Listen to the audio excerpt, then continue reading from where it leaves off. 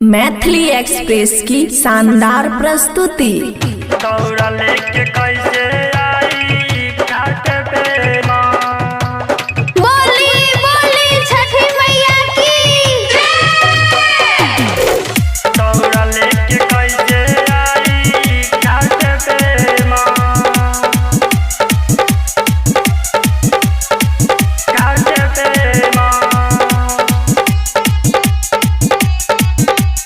खुशी recording studio बलुआहा।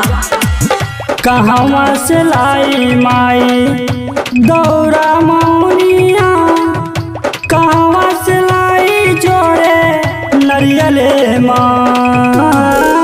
कहवा से लाई माई दौड़ा मौनिया, कहवा से लाई जोड़े नरियले माँ।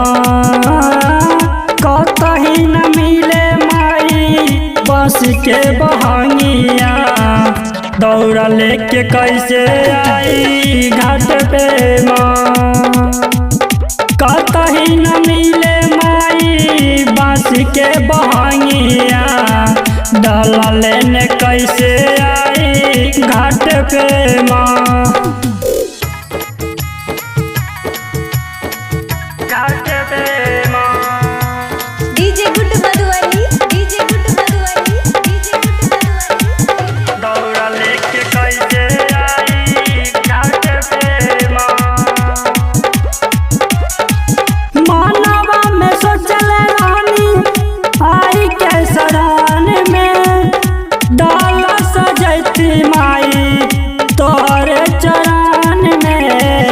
तोहरे चरण में मानवा में सोचल रानी आई के सरान में, डाला सजैती माई तोहरे चरण में। राइटर प्रजापति सिकिल गे माई, आइले नया बिले गरवा गे माँ। कतही न मिले माई बांस के बहंगिया, डाला लेने कैसे अइबो घाट पे माँ। कतही न मिले माई बांस के बहंगिया, डाला लेने कैसे आई घाट पे माँ। दौड़ा लेके कैसे आई घाट पे माँ। घाट पे माँ।